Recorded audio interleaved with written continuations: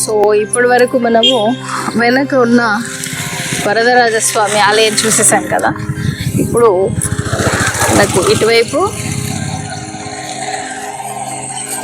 శివాలయం ఉంది, ఏకాంబరేశ్వర ఆలయం అట. ఒకసారి వెళ్ళి స్వామివారిని దర్శనం చేసుకుంటాం. Hi, hello, welcome to Krishnamrutham. ఈరోజు మనం యాదమరిలో ఉన్న ఏకాంబరేశ్వర ఆలయానికి వచ్చాము. శ్రీ కామాక్షి సమేత ఏకాంబరేశ్వర ఆలయం. ఇది కూడా చోళాస్ పీరియడ్ నా టెంపుల్ అయితే మొత్తం డిస్ట్రాయ్ అయిపోయిందంట. సో దాన్ని ఇప్పుడు మళ్ళీ కొత్తగా రెనోవేట్ చేసి ఇది కొత్త ఆలయం అండి. కాకపోతే స్వామివారు మాత్రము పాత స్వామివారే. ఒకసారి స్వామివారిని దర్శనం చేసుకునే ముందుగా ప్రదక్షిణ చేసుకొని వచ్చేద్దాం రండి. దోషం సంతానం లేని వాళ్ళకి ఇక్కడ పూజ చేసుకుంటే సంతానం కలుగుతుందని, సర్పదోషం పోతుందనేసి ఒక ప్రతీతి. అందుకే ఇలాంటి నాగశిల్ని ఇలా ప్రతిష్ఠిస్తూ ఉంటారనమాట. సో ఈ చెట్టు చూసారంటే ఏళ్ల క్రితం నాటిది లాగా తెలుస్తుంది. ఎందుకంటే ఆ కాండం చూస్తేనే మనకు అర్థం అయిపోతుంది ఎన్ని వందల ఏళ్ళు ఉంటుంది అని చెప్పేసి. రండి ప్రదక్షిణకి చేసుకొని స్వామివారిని దర్శనం చేసుకుందాం. ఇక్కడ వేప చెట్టు, రావి చెట్టు రెండు ఉన్నాయండి. సామాన్యంగా ఏదైనా దోషం ఉంటే ప్రదక్షిణ చేయమంటారు. సో వేప, రావి రెండు కలిసి ఉన్న చెట్టు.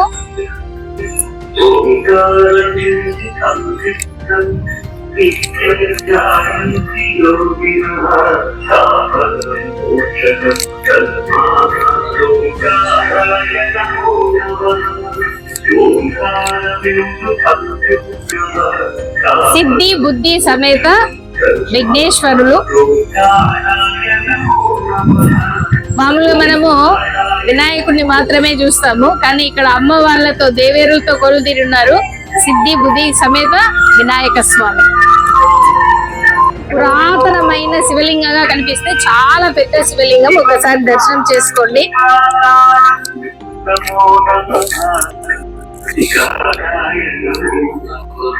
శివసేన సమేత సుబ్రహ్మణ్య స్వామి.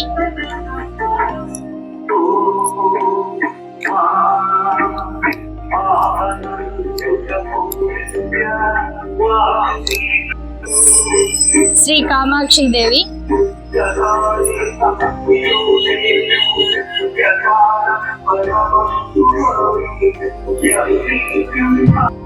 ఇదంతా చోళాస్ పీరియడ్ నాటి టెంపులే. ఇక్కడ ఉన్నటువంటి విగ్రహాలన్నీ కూడా పాతకాలం విగ్రహాలే. కాకపోతే ఆలయం మొత్తం కూడా ధ్వంసం అయిపోయింది.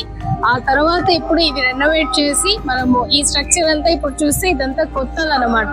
మీరు చూడొచ్చు, ఇలాంటి స్ట్రక్చర్ అనేది ఇప్పుడు మనము ఈ జనరేషన్ లో చేసుకునేది. ఇంతకు ముందు అయితే మొత్తం రాతి కట్టడాలే ఉండేది. సో రాతి కట్టడం లేకపోయినా కూడా దాన్ని మళ్ళీ పునర్నిర్మించి భక్తుల సందర్శనార్థం తీసుకొని వచ్చారనమాట. లోపల స్వామి వారిని విజువల్స్ తీయడానికి మనకు అనుమతి లేదు కాబట్టి మనము చూపించడం లేదు. సో ఇప్పటివరకు మీరు చూశారు కదా, కామాక్షి సమేత ఏకాంబరేశ్వర స్వామి ఆలయం యాదమరి.